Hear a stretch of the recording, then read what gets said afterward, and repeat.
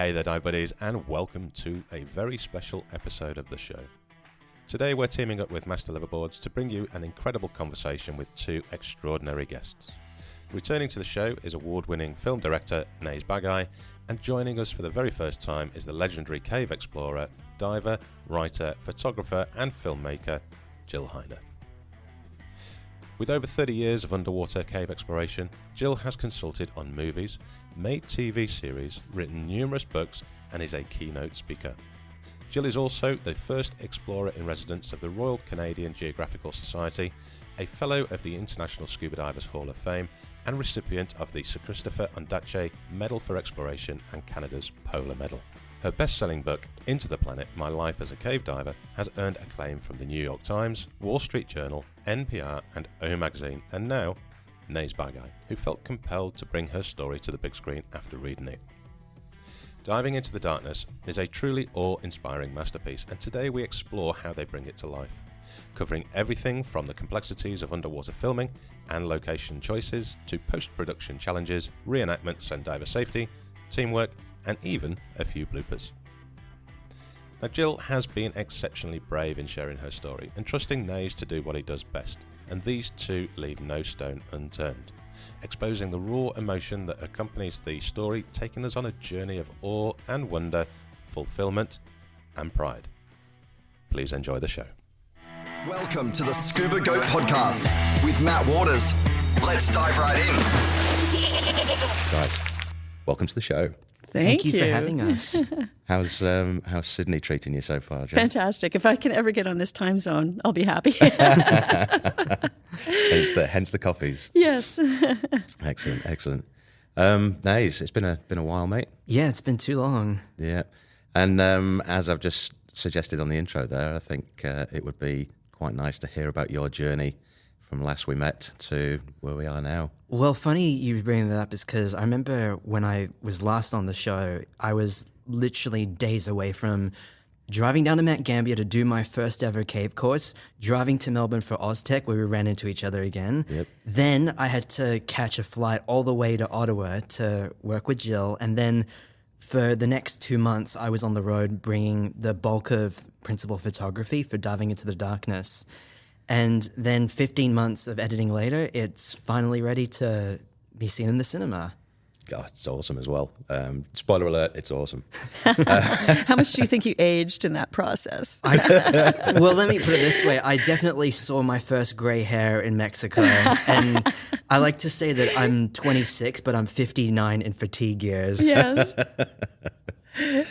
Now, Jill, how did it all come about? Because, you know, you're in Canada, he's down here in Australia. How on earth did you two meet and then decide on how this project was going to go ahead? We actually met here. We met in Sydney at the Oztech Tech Diving Show 7 years ago. Yeah. And Nays came up to me and asked if I had a moment, and we struck up a friendship.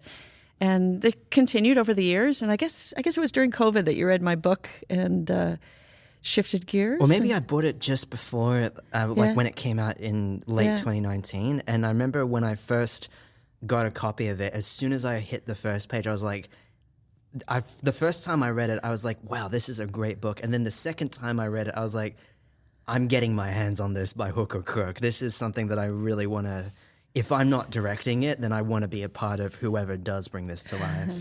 It's Into the Planet. It's a memoir of my life. And the first line is, if I die, it will be in the most beautiful place that nobody has ever seen. That's quite powerful. And it kind of describes you in a nutshell, really, doesn't it, with your journey. Mm-hmm. And speaking of journey, I mean, that's what Diving Into the Darkness is all about. Mm-hmm. Your life's journey. Mm-hmm. Yeah, it's kind of daunting when someone wants to make your life story. But because we developed such a deep friendship and trust relationship, it was an easy yes. I mean, Nays is so unbelievably talented in every area of filmmaking, but he's also the most empathetic and positive director I've ever worked with, like, in terms of interviews. That's a hard craft, and it's fascinating. He's less than half my age. And mine. and yet his wisdom and his empathy and just brilliance in the interviews really made me comfortable to share everything. And a movie's not going to be good unless you're your true, authentic self. You know, you've got to reveal and share it all. And it's fantastic. I mean, I watched it the other day at the show, and you can't help but get a lump in your throat at how passionate it is. Thanks. And there's so many questions surrounding. Since I told a few people that we're having this chat, the amount of questions I've been fired are just phenomenal. Oh, excellent! Wow. And they all link into. To summarise it all into one would be: how on earth do you go into such a hostile environment and achieve what you did by bringing the passion and power of the story? How do you make that happen? I think I'll start by saying that before all of us got in the water, the one rule that we had on the set, which was really something that I tried to spearhead, was don't pay attention to the way that other diving docos have tackled the source material. Let's go back to the movies that we grew up with, like Blade Runner, 2001, Godfather, Inception, and really pay homage to the movies that made us fall in love with filmmaking. And I think that really influenced the collaborative spirit that we all shared. But it also meant that if we're going into A, caves, and B, trying to get such cinematic footage, the list of people that you can call to do that is very finite. And fortunately, Jill is such a legend in the community that as soon as it wasn't hard to convince people to join her for the project and make it happen. But I think, Nays has no ego, and that's unusual in filmmaking, quite unusual for a director. And that whole collaborative process carried through everything, which was so beautiful because he would, frequently turn to anyone on the crew and say, "What do you think? And do you have any ideas? Or let's talk about this." And it was just a great way to work. I mean, it was fun. And there's a lot of film projects I've come off of that I'm quite proud of the end result, but it wasn't fun. Yeah. So it was just fantastic. I loved every moment. Good. And how did you manage to, I mean, I'm not going to be spoiler alert for people that have not seen it yet, but how did you manage to recreate the historical elements? Ooh, good question. You go first. Yeah, so the movie is comprised of some reenactments, a lot of my archival footage, and a lot of new footage.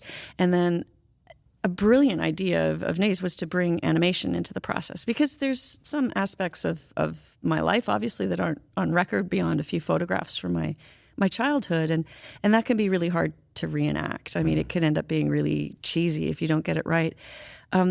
And I was kind of scared about the whole animation thing, but at the same time, I thought, well, this is really young and fresh, and I trust in the process, and I know that this might actually reach a wider audience. And the animations became quite compelling, but we also did have to do some reenactments of some scary moments, and those were pretty interesting to craft because you don't just like pick an actress and teach her to do extreme cave diving and stick her into a difficult, life-threatening environment and say act. No, you have to take a really good tech diver and then say, how do you feel about being, a bit of a stunt diver? We're going to wrap you up in some line and trap you in a cave. And Yep.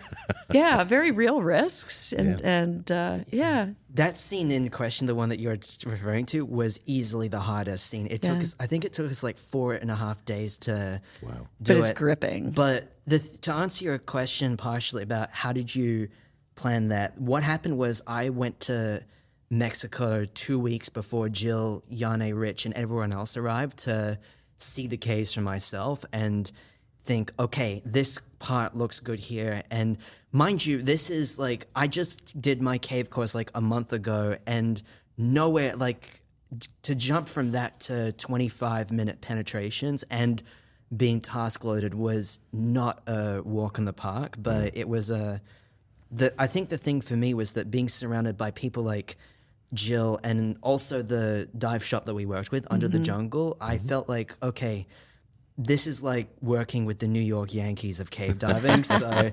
I'm really relieved to be around people who are better than me and know what they're doing.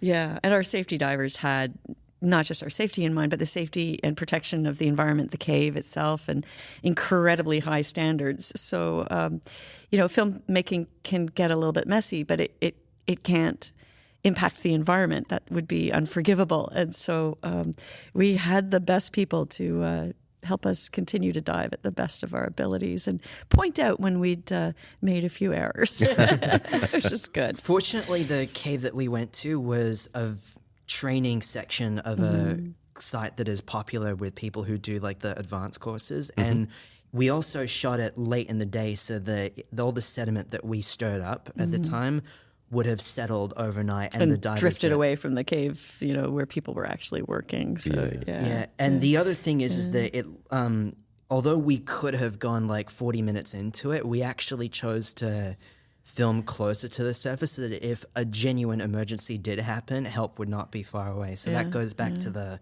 safety protocols that Jill was alluding to earlier. I mean, the planning behind this is just phenomenal, really, isn't it? Yeah, it's massive because it's really the culmination of everybody's experience in life that brings you together to do a project like this. Yeah. And how did it work then with like kind of storyboarding it? Because you got this fantastic brain with all these ideas of what's going on, and then you've got the woman who's lived and done it. How do you combine the two? How does that get out of there and into you so that you both work together in harmony to produce what you've done? Oh, okay, me. Nays is impeccably organized. Like, he thought through literally every single shot in the film was in his head before we started. But even though you do that, you've still got to be ready to be organic and on the fly. And every morning we would get together and we'd get a little briefing from him with storyboards and shot lists and this is what I want to do. And then he would say, what do you think, Jill? And I'd say, no, we can't do that. Or, we would have to shift gears because of safety, conservation, or some other reason. And everybody sort of had their own department in a sense, like, we can't do that for safety. We can't do that for the cave. We can't do that, for some other reason, or I don't want to be the actress, or something like that. And so we would sort of collaborate, come up with a new solution. And then the cinematographer, whichever location we were working on, would then do further storyboards to cement that vision. And then we would have rehearsals on shore. I'm going to be here. You're going to stand there. We're going to move this way. So everybody knew exactly where they needed to be at any given time. Because once you go underwater, we were not using comms at all. And we haven't been diving together for a lifetime. But, we started to develop those intuitive, understandings of each other's, movements and issues and communication. And it all worked out. Yeah. I think the other thing is that, which is very unusual for a documentary production, is that I started storyboarding and shot listing in March. And then by September, I had a proper, I think it was 120 pages of storyboards and all sorts of information to do that. And you were involved in that the whole time. And I was like, did it look like this? What was that? So it was very interesting to have you be kind of like a consigliere for the whole time. But as you said, I was so heartbroken that we had to practically throw out that entire encyclopedia, because what happened was it was clear that there was almost too much detail to do, and there was no way that it was possible to memorize all of that in advance. So the way to do it was that we all met at the dive shop before, bright and early in the morning, and Janne Suhonen, the cinematographer, shout out to Janne, the way that it worked is that by me outlining the shot list first and giving a general direction of what I wanted, it offered him the chance to interpret what I wanted in his own way. And that what he would do is he would draw his storyboards as well as diagrams for where he wanted the lights, the cameras, the safeties, and so on. But it ended up being a very organic, in the moment way where it worked for him. And it was really hard for me to adapt to that, because I had never worked with Janne before that, but it's something that happens on every film production, is that you all find a way to work with each other rather than through each other. Yeah, scripted entertainment is so different. Like when you're shooting a documentary, and you're shooting a documentary in a difficult environment, and then sometimes arriving at a location that you can't even shoot in because of the environmental conditions, you're constantly having to rethink. And so, at the end of the day, I'm tired, I'm exhausted, but Nays has got to be up all night and look at all of the footage, decide if we got it, shift gears because of whatever weather we're about to face, and come up with a new vision. And even after it was all shot, even towards the end of shooting in New Zealand, like, we were sitting down every night and rethinking the narrative arc of the film and moving things around and trying to decide what we were missing. And it's very high stress. And that's before you're 14 or 16 months of 15 editing, months. 15 months of editing, all alone in a dark cave of an edit suite. The thing with New Zealand, though, is that we ended up arriving right at the height of Cyclone Gabrielle, and we had 8 days planned for filming at the Poor Knights Islands, and of those 8 days, 6 of them were canned because of the swells were too dangerous to it. And the most rain I have ever seen, ever. It was like Camino from Attack of the Clones. Like, it was just constant downpours. And I know that there are some UK divers thinking, oh, we get that in the North Sea, that's nothing. And they're like, no, there's no way you can do that. So we pretty much got over the dinner table and rewrote, and we're thinking, okay, what caves do we have and dive sites are there in the neighboring area? And sure enough, there was a glowworm cave about 90 minutes away from our Airbnb, which they happened to film Planet Earth in. So we which was also flooding from the cyclone. But it looked good. But it looked great, yeah. And it's, for the camera nerds that are listening, it was so dark in that cave that the Sony A7S we were using was pushed to 200,000 ISO. Wow. Yeah. Which I'm amazed you could pick up anything in that. It's beautiful, though. That was actually such a great win, and it was fun too, because some of the crew had never been caving before. And they were just sort of like, "Wow, this is the world." Okay. We were like kids in a candy shop. Yeah, it was fun. Was Pete with you by this way? He was. Pete was with us. I wonder why it was fun. Yeah. If you're going to go to New Zealand and dive, that's the man to host, isn't Absolutely. it? Absolutely. Yeah, he was when we finally did manage to get out to the ocean, he was the best dive marshal that you could have. Yeah. And there's no, because he's so strict with safety, I knew that there was no chance that anything could happen. And the other thing is, we're all on rebreathers for this shoot, and as much as I love my rebreather to death, I know that it can be unpredictable. And I think it was the first underwater day all of us had issues. Like, you had a loop leak, my rig fell apart, and what happened to John's rebreather? A counterlung hole, I think. Yeah. Oh, jeez. Yeah. Wow. It was funny because when we were watching the film this weekend at the Go Diving show, I was sitting in the audience and I realized there's one shot where you can see about that much water in the bottom of my canister in the prison. I'd never noticed it before because you remember I had a loop flood. Oh, in New Zealand, yeah. Yeah. And so I had about that much water in the bottom of, like, I have a clear canister for the Prism too, and so I'm looking at it swishing around. I'm like, oh, that's funny. So I had not noticed that until you pointed it out. I had spent that entire dive just drinking and trying to clear the water that was leaking into the rebreather. Was there any point, because you're doing all this filming and trying to get all the shots, was there any point where the rebreathers became restrictive at all?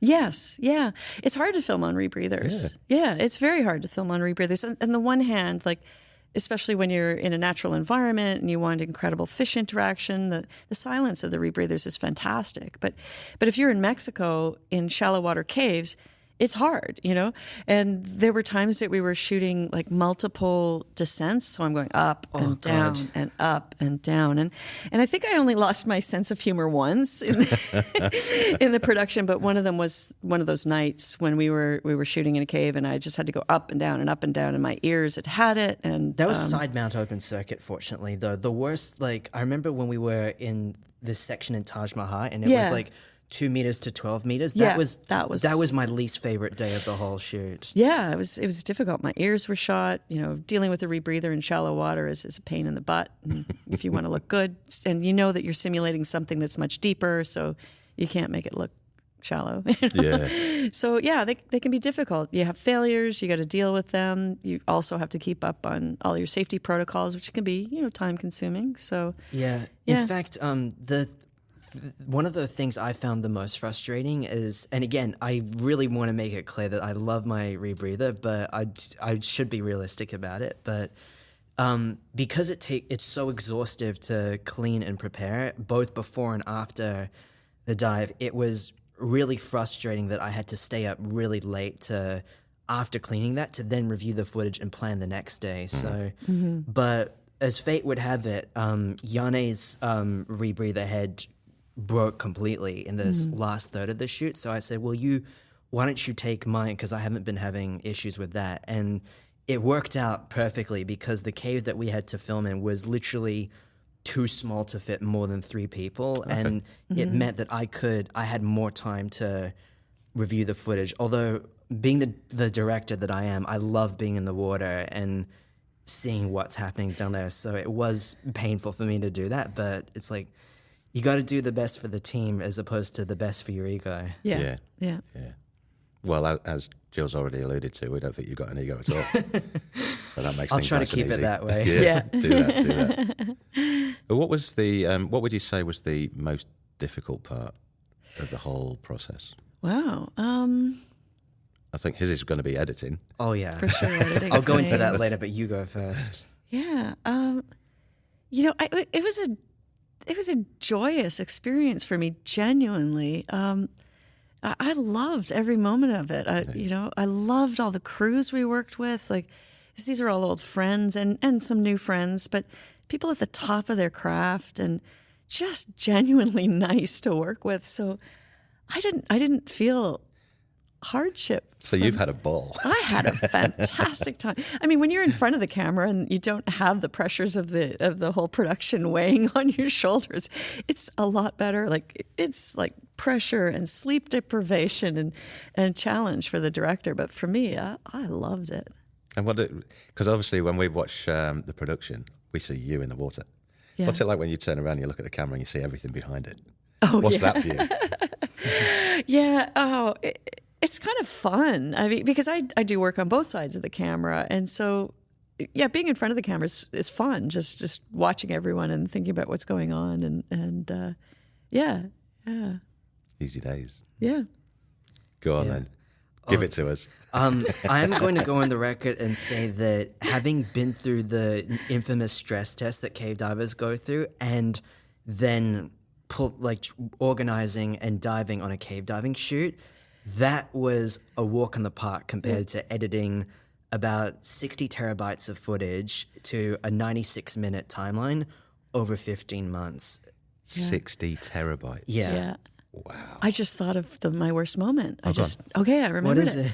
So we're in Mexico. We're shooting in a small cave, and Rich Stevenson gives me one of his lights. He says, use this light when you're swimming away from me. When you're swimming towards me, clip it off on your harness. And I was open circuit on that part of the shoot. And the light had a double-ended clip on it. So for the divers out there, when you have a single-ended clip, you just hook your finger in the ring and you operate the trigger with your thumb and you reach back behind you and you put it away. So I'm putting the light away quickly because we're switching the shot direction, and I reach back, and because it was a double-ender clip, my pinky in the other end opened the clip, the light fell off, and it went straight down a crevasse. But not just a crevasse, but a silty crevasse in a small cave. And I'm like, no! And I'm thinking, $2,000. So I whipped out a safety reel, clipped it on the line because the silt's sort of blooming just from me dropping the light. And I put the safety reel on and I hovered over that crevasse and I went, this is not the time to do this. This is not part of the plan. And I just sort of dropped the reel in the crevasse so that we'd be able to find the light again, because at least I could see it way down there. And then I did not have my head in the filming because I just felt awful about losing Rich's light. And I'm like, we're out of here. And everyone's like, what? We have more lights? And I'm like, no, my head's not in it. Yep. We're out of here. we'll make a plan. So we go back and we make a plan. And to make the long story short, it took us about 3 days. And Vince Rocathala from Under the Jungle finally, was able to rescue the light after several iterations of creating a long sling, like a piece of wire bent over inside a PVC pipe that he could fish down the hole, snare the light, yank the cable, and bring it out. But if you can imagine carrying like a 3 or 4 meter long piece of PVC through a windy decorated cave just to get it to the point where he could snare the light. Like when he came out, I was like, oh, thank you. I bet he loved you for that, didn't he? Oh yeah, no, he had fun. He did love that whole challenge of getting it back. But me, I was just like, Rich, I'm buying you a light. I'm buying you a light. He said, no. So I felt terrible about that. Well, at least you got it back. We got it back. Yeah. I remember when he came in and he had that big pole, and I was like, this is a salvage operation happening right here. Cave divers are nothing if not ingenious.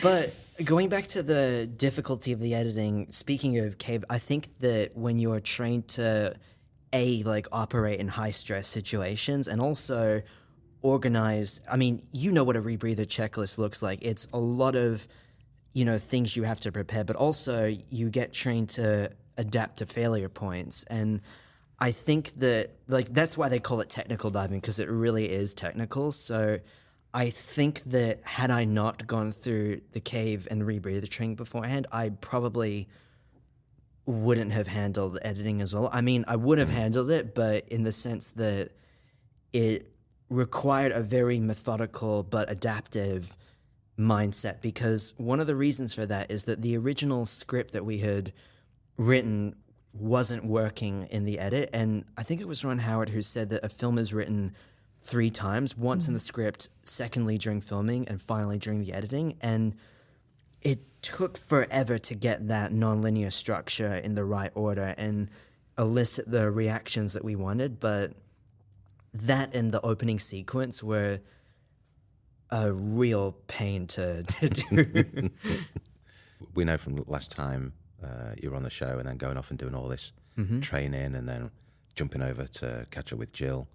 Was there a fear point at the start there where your own personal skill levels within the environments you were going into, did it weigh on you at all and affect the start of the progress, or did you instantly fall into comfort with the people around you? Well, I think that when I did my course with Ryan and Gambier, one of the things I said to him was, don't take it easy on me for this course, given what I'm going to go through in a month from now. And I will admit that I was really stressed when I did the stress test, but fortunately, once I realized what it was all about, I got it right the second time and did the rest of the course. And then I think in the back of my mind, I subconsciously knew, okay, this is probably the worst it will get for me, and whatever happens, if it does get worse for whatever reason, then there's just enough of a foundation. And I also thought, I don't have time to worry about whether I'm the worst. I need to just give it my all and keep up with the crew. Although I will tell you that initially, when you're surrounded by people like Jill, Arya, Yane, Rich, Vince, and so on, there is a little bit of pressure thinking, oh, shoot, I have to really bring my A game in the presence of these people. But I think that because there was such a, what's the word? I think because everyone was aligned to pursue the same goal and get everything for the same reasons, we all were just thinking, let's just get the job done and, get in the mud and literally and make it happen. And I think that the more it happened, the more I got used to it. And I'm a perfectionist, so I want to keep doing it again and again. But I think that I got used to it fairly quickly, and I was just thinking, don't focus about it, just do your best and do the job that you're here to do. Yeah. It takes a while to build a team, though, eh? I mean, although we're all friends, and so many of these people I'd had diving experiences with before or expeditions, but each team is unique. And yet when you're filming, you're day one, you're in the water trying to get footage, and you're still team building. So it takes some time to get into the groove. And then just as you're into the groove, it's off to another place and a new team. So it's challenging. You have to be really adaptable and then also, authentically honest about your own performance too, and just say, I'm having a bad day, or I'm not happy with how I performed, and everyone's like, it's okay. We all have bad days, and we'll do better the next day. And I think recalling what you were saying a couple of minutes ago about dropping the light, and you indicated, and that's just a perfect example to anybody at any level of diving, that if someone shows the thumb, no questions asked. There's a lot of pressure. Think about the safety diver's perspective too. Like someone who's a safety diver is there to, watch over the director, the cinematographer, the talent, whatever. And so nobody would ever expect for the safety diver to have an issue where they might call the dive. And so there's pressure screaming in their head must be like, I really need to call the dive, but I don't want to wreck the filming. There's all this investment that's gotten us to this point. But so it is important to really develop those team dynamics and make sure that those golden rules of cave diving apply right into the film. Like, I'm really sorry, but my head's not in it. We're out of here. Yeah. And it touches nicely on fear as well. I think the movie itself has that story of fear and not avoiding it, but I think you quite adequately put living with it. Yeah, step into it. I mean, if I had a nickel for every journalist that had a headline that said fearless in it, I'm like, I'm not fearless. I'm scared every time I go diving, and the day that I'm not, then I shouldn't be diving anymore. Like fear, being afraid, it means that you respect the risks that you're taking. Now, you need to mitigate all of the things that are causing your fear and solve those problems before you go underwater. But I want to dive with people that are also scared. New divers will say to me, "Oh, you don't want to dive with me? I'm terrified." I'm like, yes, I really do want to dive with you, because I know you and I both want to come home to our loved ones at the end of the day. So embrace it, recognize it, bring it into your life, and then mitigate those things that scare you before you drop beneath the surface. Mm-hmm. Well, I think that's a really important thing, because you really set the tone for the whole thing about how it's good to have fear. And I think that in my case, at least, I definitely was scared, but the caveat is to keep that fear on a tight leash so that it's short enough that it doesn't interfere with your ability to get the goods, but long enough that it keeps you sober enough to recognize the risks and thumb the dive when it's really going awry. And creatively, if you're not a bit afraid, then you're probably not doing something that's new and fresh and edgy. So you as a director, you need to be a little bit afraid about how this is all coming together. I can't imagine how much fear he's had in the last 15 months. Oh my God, a lifetime's worth. The thing is there's still watching the film with an audience is very interesting, because there are so many scenes that toy with the audience and were deliberately designed. And there's one scene in particular that I get a kick out of because of how polarizing it is.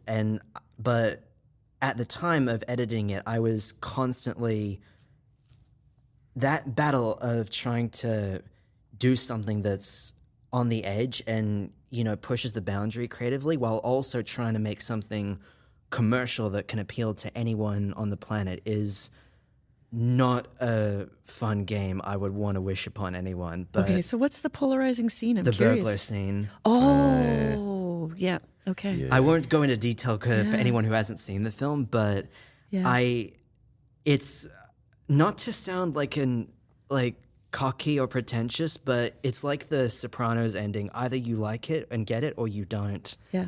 And I always am amused when I see someone either walk out of that or send me an angry Facebook message saying, "I hate this scene." And it's a non-diving scene, so the divers want more footage. But it was a very formative and traumatic, incident in my life that's in the film, and without that incident, I wouldn't be who I am today. And so I was really glad that was a part of the movie. it's funny because I watch it now and it still re-traumatizes me. I'm not surprised. In a way, I mean, because it's quite compelling. Yeah. But yeah, I think some people understand it, some people don't, but that's very much a part of my life. Do you think that was that's the key moment where you've got that fear factor, and all of a sudden that fear factor's been smashed out of the park by bravery? I faced the ultimate moment, that sort of existential threat, and then processing the PTSD from that whole experience, like a real revelation from a dear friend was like, hey, the good, the bad, the ugly, the crappy stuff that happens in your life, the trauma, you can't change that. Mm-hmm.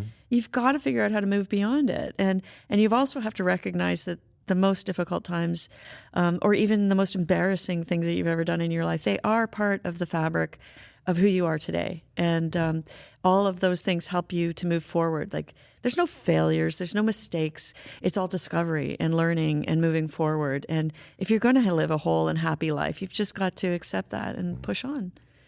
Nobody can be perfect, eh? No, definitely not. I think the other thing is that because another rule that we had for the film was to make it really character-driven and really show Jill as a person beyond her diving career, I think that scene had to be, because it is the defining moment. But a big debate that we had, which I haven't told this publicly, is the placement of that scene. Because if you've read Jill's book, you'll know that scene takes place very early on. I think it might be chapter 2 or 3, if I remember correctly. But when we put it, and going back to why the structure was so difficult, when we put it in chronological order, a lot of it didn't work because it's the equivalent of showing your hand too early, and the thing that we wanted to do was to build up your understanding and empathy for Jill as the film goes on, and I liken that to the big climax that happens in Act 2 as you go into Act 3, and but it was definitely a big challenge to figure out how that scene fit in it. And then going back to the whole cinematic influences, I remember we watched Alfred Hitchcock, No Country for Old Men, and other even the scene from The Godfather where they're in the hospital and you hear the footsteps, and as well as the scene where Michael's in the restaurant. Like, it was really fun to study all these films, and which I had seen before, but this time it was for the sole purpose of like even thinking about the rhythm of the editing, like how long a shot lasts, to when you cut here and the sound design is working and it's sparse. And so not only does Nays love these movie references and they influence his life, he knows the scripts. He imitates the voice actors. He knows the shots. He remembers every shot that built a scene. And he'll say, do you remember that part in The Godfather when bloody, bloody, blah? And I'm like, no. 25 years. He knows every moment. He remembers the beats of the audio, the Foley or whatever. It's all there, and he can remember each layer of that edit and then apply it to something else. It's a remarkable talent he has. It is. Thank you so much. It's reflected particularly in that part of the show as well. Yeah. But another fun fact for your listeners is the sound design was also another fun challenge, which was actually not as torturous as, in fact, that was one of my favorite parts of the whole process. And part of the reason is that there are actually over a dozen Star Wars sound effects that are heavily modified and adjusted so that I'm not getting in copyright trouble. But if you watch the film, I dare you to figure out where they're smuggled in the mix. Well, I didn't hear C-3PO or R2-D2. Yeah, people may not realize it's a completely original score. And then, of course, there's all these layers of sound effects that are created in very unusual ways. And then, of course, the sound edit is critical. And the first time I saw the film in an actual theater, I was blown away by the visceral quality of the audio. I mean, the orchestration is magnificent. I mean, Kayla Shreetmans did an amazing job with you working on that. But the sound editing was making my heart race, and I'm like, I know what happens. So it's magnificent. Thank you. I mean, yeah, fun story about who Kailash Reitmans is. He's a childhood friend of mine who, I think he's my oldest friend, come to think of it, but he had done the score for Descent and another film that we had worked on together, and he said that this project was 10 times more difficult than Descent because it was much longer, and the sounds that we had to create for that were much more demanding. But again, going back to the movie references, it was kind of a fun challenge to think, how can we replicate that science fiction sound and do it in a way where it's appropriate for the source material? And one funny story is I have a replica of Jaco Pastorius's Sunburst fretless bass, and Kailash said, bring your bass over. I want to try something a little mischievous with you. So I thought that he was just going to take the normal sound of the bass and have me play like some bizarre passage. But what he says is, I want you to play every single note on every single fret line on your bass. So I'm in his garden shed playing each note one by one. And he said, let me come back to you in 2 weeks from now. And he literally created an entire palette of sounds from high white noise that sounds like your ears ringing to the low frequencies that sound like the brass of a Hans Zimmer orchestra. And he literally manipulated that bass to sound like a full-on instrument that blurs the lines between sound design and music. So I have to, although we work together very closely for that, really the execution of the music is all him. Particularly that element was literally, Nays, give me the goods and then get out of the way. Yeah, but it was fun, like bringing all those string I mean, if you listen carefully to the Mexico sequences, there's a Spanish guitar that's included in it, and that's me noodling away to try and give it that Latin sound. Yeah. You know, one of the fun moments in production for me was when Nays and I were in New Zealand, and I guess we'd wrapped at that point. Yeah, it was our last day off. Yeah, and we were all looking for, something to kind of revive our energy a little bit, and Nays is like, I need to play some music. I'm exhausted. I'm exhausted. So we go to a music store and walk in, and he walks up to the front counter and says, do you mind if I, play a few instruments? And they're like, have at it. And I think he sat down at the piano first, and within seconds, like the whole store is like kind of like coming around him and going, okay, this guy knows his stuff. And then he's over and picking up a cello and just playing every musical instrument in the store. And I'm like, he's like, Jill, get some action here. And I'm like, oh no, I'm having too much fun watching you and listening and yeah. You know what? Do you play an instrument? I dabble a tiny bit. I actually did have quite a musical start in my life, and piano and stringed instruments and French horn and trumpet and things like that. So yeah, but I kind of left that part of my life behind for the most part. But yeah this guy, it's in his blood. It's what he needs in the morning to get started. Yeah.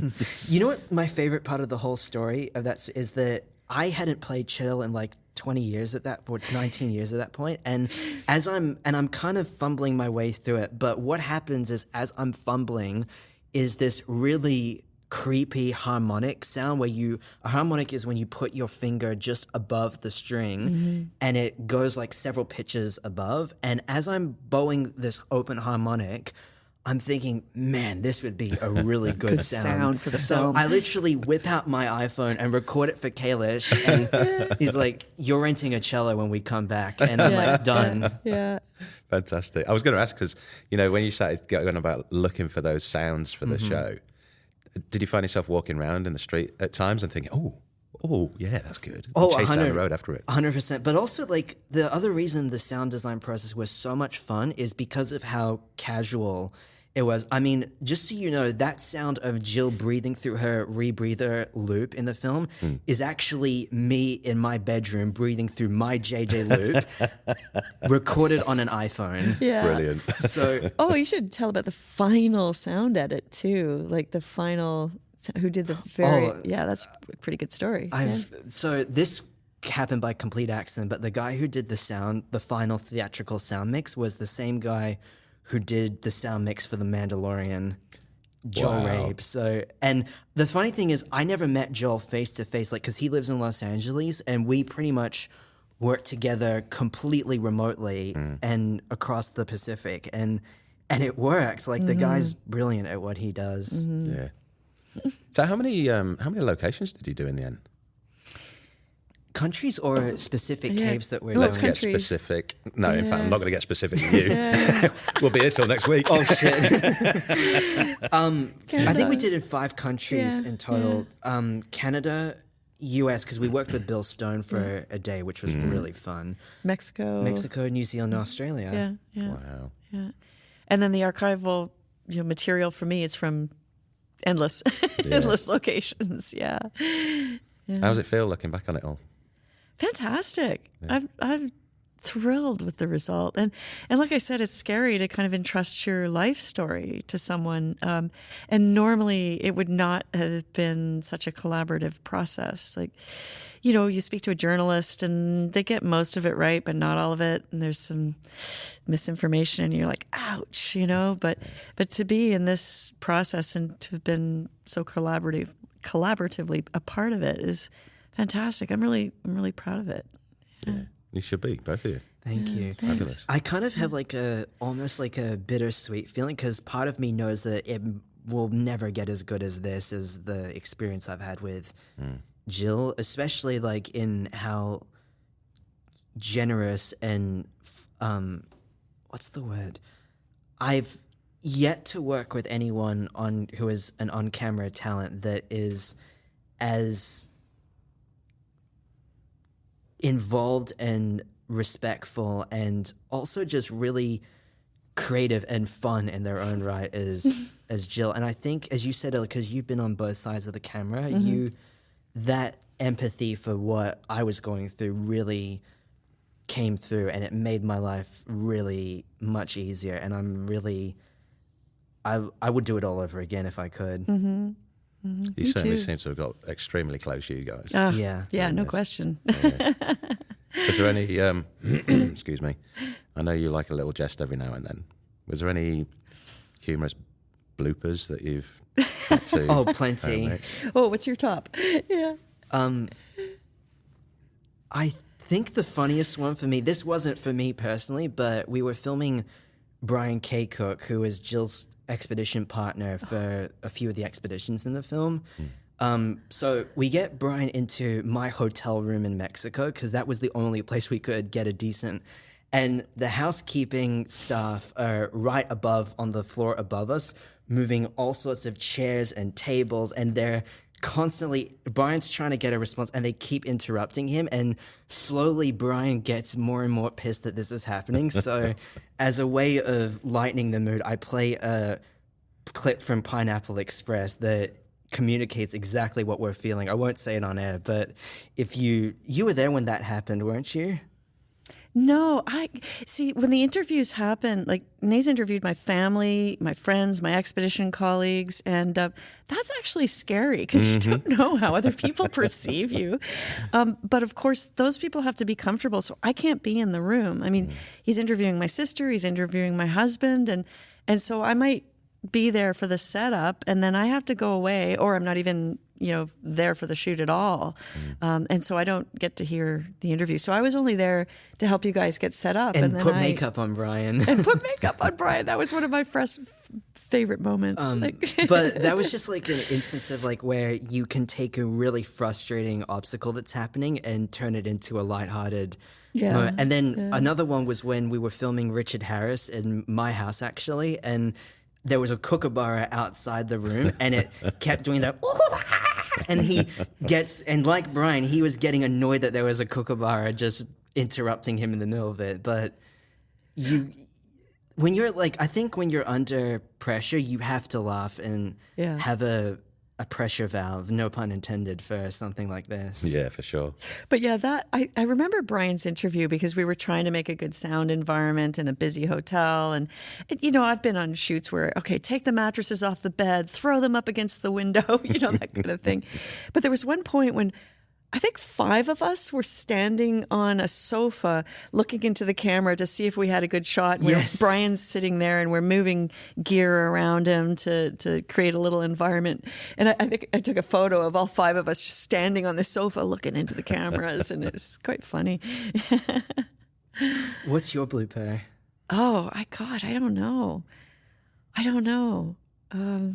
Did you have any, I call them brain farts, where you're meant to be doing something on camera and it just disappears out of your head? Yeah. You'll ask a question in an interview and you'll start down the story path, and you're in your mind, you're telling a great story, and then you're going, am I actually answering the question? I think I took you on a wild goose chase there, but I didn't answer the question, did I? Yeah. Other than being under the jungle in caves and caverns and dark, dirty holes, I know that you've both been on liverboards, and our good sponsors of the show today are Master Liverboards. Nays, you've been to the Galapagos with them, I know that. Yes, it was easily the best overseas expedition, other than the filming ones I've done, that I can remember. I mean, just so you know, like, I had just finished university and had been dreaming of going to the Galapagos for, I think it was like 16 years, and they more than delivered for that experience. And I can't wait to go back with them again and hopefully bring my rebreather this time. So That would be awesome. fingers crossed I can do it again. And you just bring me back another photo of the hammerheads like you did. Yes. Well, I'll tell you this, that like when you're hovering in the middle of the water and there are 100 hammerhead sharks right above you and you're just hovering, it's like I can die a happy man right now. What about yourself, Jill? Yeah, I've actually been on a master liverboard trip in the truck, and so much of what I do is really hard work to go diving, and so to be able to just like park on top of the wreck and roll off and spend all that time underwater and then come aboard and just be pampered and taken care of, it's like very unusual for me. So I thought the service was amazing, the safety and the excellence of the crew, and absolutely fantastic company. So Yeah, I love it. I love liveaboard diving. Hey there, dive buddies. Since recording this last episode with Jill and Nays, I've been chatting with our episode sponsor, Master Liverboards, and I've secured the Philippine Siren for a 6-night exploration of the beautiful Tubataha Reef in May 2026. Now, I am super stoked about this, and even more so because Jill and Nays will be accompanying me on the trip as special hosts. This expedition will take 13 guests into the heart of the Sulu Sea. To snag a spot on this amazing adventure, simply follow the link in the show notes, and I look forward to welcoming you on board the Philippine Siren. Who was the? Do you remember who the cruise director was, or the trip leader when you were in truck? Oh boy, it wasn't Adam, was it? Yes, Adam it Beard. Was Adam. Yes. What a marvelous guy. Oh He's a yes, champion. yes. I first met Adam when I first rolled from the military into the dive industry. Oh, and I was just doing a little bit of DM work, okay. and he was doing his open water. Yeah. And I think he went on after his open water. It was either a fun dive or his first dive of his advanced or something like that. Yeah. And there's a bloody whale shark in the water. That's where he fell in love with diving. But, don't you love it when you're working with someone who's equally as enthused about the actual diving as you are? And he certainly is. He's like, he was just waiting for the moment that he could have a chance to go diving too, once we're all squared away and taken care of. And we kind of bonded over his wife too, because she's a pretty exceptional human. You're doing amazing work herself. Yeah, he's a lucky guy. He's punching way above his own weight category, that's for sure. Oh, yeah. You'll love that. Yeah. But if you've not checked him out, have a look at Adam Beard and his photography. It's phenomenal. Absolutely. Yeah, happy days. Mm-hmm. Awesome. And what's the future for Jill? Oh, where are we going after this? Yeah, that's so interesting. I'm doing some great work that I'm really excited about close to home, which I love, working in Canada's longest underwater cave system. And it's just about an hour and a half, 2 hours from my house.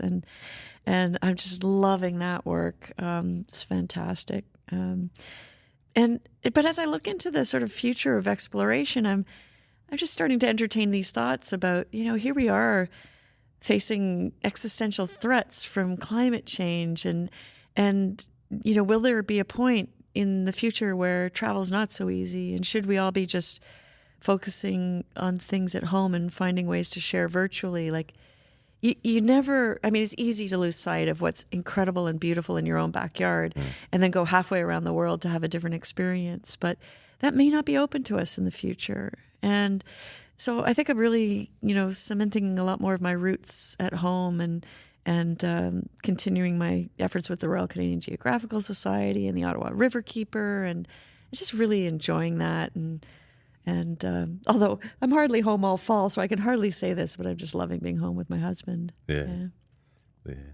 Good on you. Yeah. It's I found it very interesting over the weekend at the Go Diving show, because obviously we watch the movie and we learn about Jill and her history of depth and craziness, and then the marvelous stuff that you're doing in Canada right now that's super shallow and just a step off the path kind of thing. Yeah, it's funny. It's not an easy cave, even though it's shallow. It's really difficult to work in and even to get to. There's a lot of hiking and dragging gear through the bush and kayaking against white water and everything just to get to these entrances. But my presentation was on mussels, freshwater mussels. And so you're thinking, okay, who's going to come to the talk? But I think I got some converts on the beauty of working in a cave that has less than a meter of visibility, looking at little benthic invertebrates and getting excited about what they're doing. I never thought I'd be interested in mussels. I'll give you that one. Yep, I know.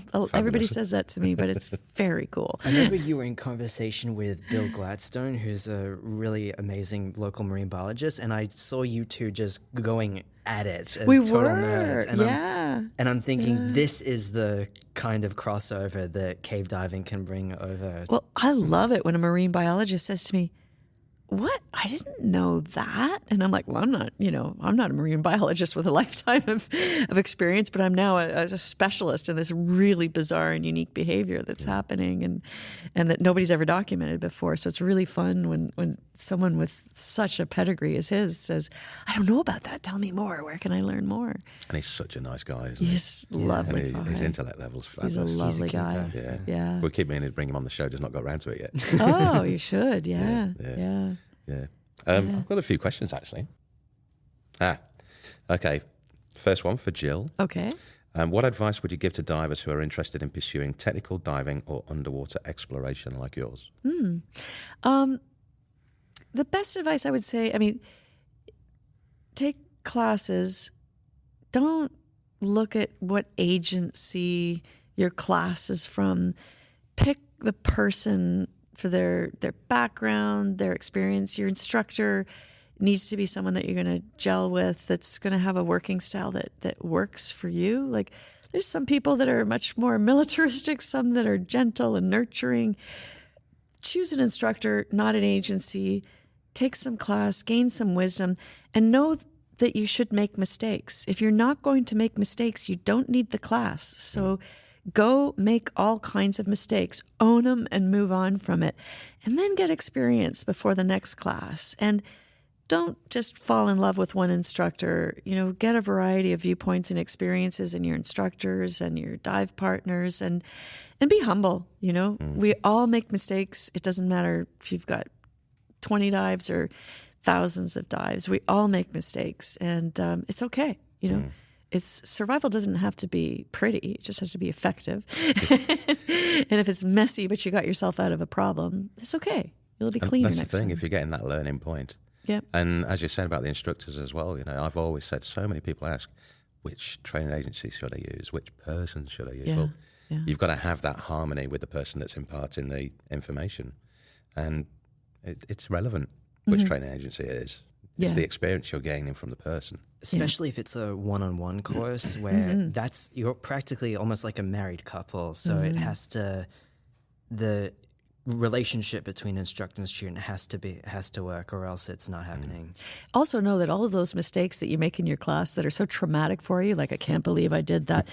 People come up to me, down the road, and they say, I can't believe that dive, I can't believe I did that in front of you. Like, I wouldn't have survived that dive in real life. It was, oh my God, I'm so embarrassed. I'm like, and I'm thinking in my mind, I'm going, I don't even remember that dive, you know. I certainly don't remember you making a mistake. What I remember is that in the end, you mastered your skills, you got over whatever the issues were, and you earned your qualification. The rest of that doesn't matter, and it actually probably built the fiber of who you are. So, it's so funny. People carry that their whole lives. Can't believe I did that. Can't believe Jill saw that. She's going to think I'm so I had dumb. that happen to me multiple times when I filmed because, again, I was a relative newcomer to rebreather diving in caves, and my frog kick and also my reverse kicks were not. And because I've got 2 bailouts, I can't do the reverse kick as well as I can without it. And I'm just thinking, oh my God, I look like a total moron in front of these guys. I think there were a couple times when you said that to me, and I'm like, oh, okay. I missed it. Case in point. It's all in your head. Yeah, it's one of those pictures in your head. We didn't see that. I probably had those same pictures in my head about my performance. I can't believe I just did that in front of a camera. Well, that's why we're perfectionists. Like, it just feeds into everything. Yeah. Nays. Do. What were some of the biggest personal challenges that you faced while filming in such an extreme underwater environment? In filming, okay. I think there's 2.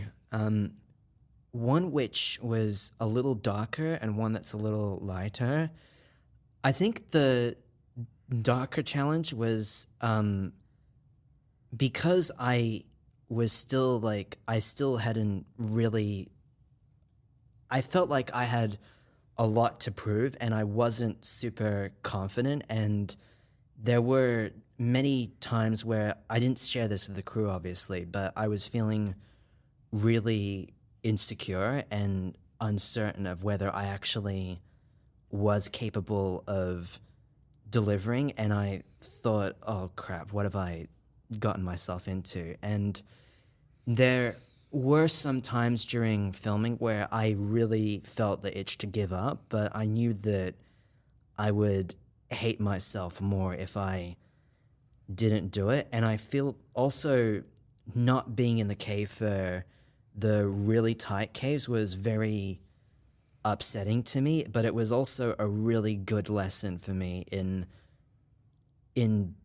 thinking about what's right for the project and versus what makes you look good and like Mr. Badass. So I think that when you're, again, going back to the fact that you're surrounded by people who've been doing this for 20, 30 years really lets you know that you're in the company of people who are really there. They will set you straight, but they ultimately are trying to help you. I mean, that's what professionals do. I think the other massive challenge I had, which was ultimately one that I'm really grateful for in the end, is that I ended up realizing, you know what, I think I love not only diving, but also the community of this world more than I do the film industry. And it was a little surreal going through that massive identity shift where the thing that I thought that I wanted to do was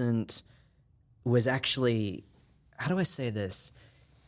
When you meet a community and a lifestyle that eclipses your original dream and is something that you want to do, but doesn't exactly fit into your master plan, it does throw you off a little. But I will say that I was really shocked and pleasantly surprised about how much I loved cave diving and technical diving, and how before that I thought I would have just wanted to do recreational diving, and that was another reason I felt insecure, was because I didn't have the massive background that these other guys had. But being immersed in what goes into this side of diving made me think this is what I want to keep doing, and I'm not giving it up as long as I can. Very deep, mate. Yeah. Very cool. Yeah. Is that a pun? Yeah. I tell you what, I did want to ask you, Jill. Yeah. Is obviously your lifespan in this career You've been in an environment at the start there, and for the majority it's been very male dominated. And it kind of came across in the movie as well about, you don't want to just be the greatest female diver. You want to be the best diver. No, I mean, I just... What, yeah. recognised as an equal and not as just a female. Yeah. When I started technical diving, we didn't have the term technical diving, right? But yeah, when I started pushing at the edges, there were very few other women out there doing similar things. And I was trying to find a community, trying to connect with people, and often the only girl on the boat and that sort of thing, and facing both intentional sexism and unintentional bias and some horrible things. Like there was an internet troll who I'd never even met face to face, whose name I won't even honor, because he sent me a package of body bags, with a personally hand-signed note. Clean up after yourselves when your project is done so we can get back in there and kick ass, And it was like heartbreaking. And so I've always worked hard just to, do the best that I can, and then also to, nurture other people, specifically women, to come up through the ranks as well. And yet I look forward to the day that we don't need, women's specific, the Women Diving Hall of Fame, for instance. Some people say, well, why do you have a Women Divers Hall of Fame? That doesn't further humanity. I'm like, well, we have it because we need it, because some really iconic women have not been recognized for their contributions to the industry. And when the Women Divers Hall of Fame gets together, like, we raise money for scholarships for other women to bring them up through the ranks. So I look forward to the day that we don't need to do that. But we still need it. We still have a ways to go. And so I would prefer just to be known as, a prolific diver that did her best, rather than, I don't want to be the best woman or whatever, because, that's so subjective. There's people doing amazing things now. So many women doing incredible things that are behind the scenes in science and exploration and engineering and technology. And I hope I can encourage them just to, chase the impossible dream and do it. Yeah. There's no reason why they can't. Yeah. Yeah. And I think you're in an environment, in the scuba diving world, the underwater world, where, in my opinion, when you get beneath the surface, you're equal. It doesn't matter that I'm 120 kilos and Nays is 70 kilos. That's right. We're the same all under the mermaids. water. Yeah. We're all mermaids. Yeah. And you get to enjoy those experiences and have those experiences together. And isn't that one of the beauties? You leave the surface and you leave all of the shit behind, you know? And you just go there to float beautifully in the neutral buoyancy of the ocean or the cave or whatever. And it doesn't matter your color, your creed, your religion, your background, your gender. We're all there together, just having the time of our lives. And it's that community thing that Nays just That's hit why on. it was such a big thing for me, was because I didn't experience that in the film industry, but in diving I did. Yeah. When we were at Oztech a couple of years ago, there was the after party and drinks and stuff, and it was when Bill and M2 were up on stage giving it large, and Stephen Fordyce was there, and he'd just been on the show, and he was just a completely different man. I'm like, dude, you drunk or something? What's going on? He said, no. He said, I'm around my people. Yeah. And he's a self-confessed introvert. Yeah. But you put him in a room of divers. Funny you say that, is because the exact same thing happened to me after go diving this year, where normally if I'm at an event, I am spent after a whole day and I have to take a day off to recover. But as soon as I ran into Jill, John, Pete, and everyone else who are lifelong friends that I've had, I could have stayed up until midnight hanging out with them. And this is someone who normally leaves an hour after the party. So for me, it's when you know. Yeah. We're all kind of introverted extroverts in a way. Like, yeah. Good people. Lots of steel Pete's. Cool shit with cool people. So many good stories. Fabulous. Well, guys, thank you so much for coming in and spending time with me. Our pleasure. It's been an absolute pleasure talking to you. Thank you. I've still got my photo at home from the Galapagos that Nays brought in 2 years ago. Oh, really? Yeah, Nice. Yeah. Let's do this again sometime in the future when you're back over these ways, or even if I'm over the other side of the world. Love to. Thanks. Thank you so much.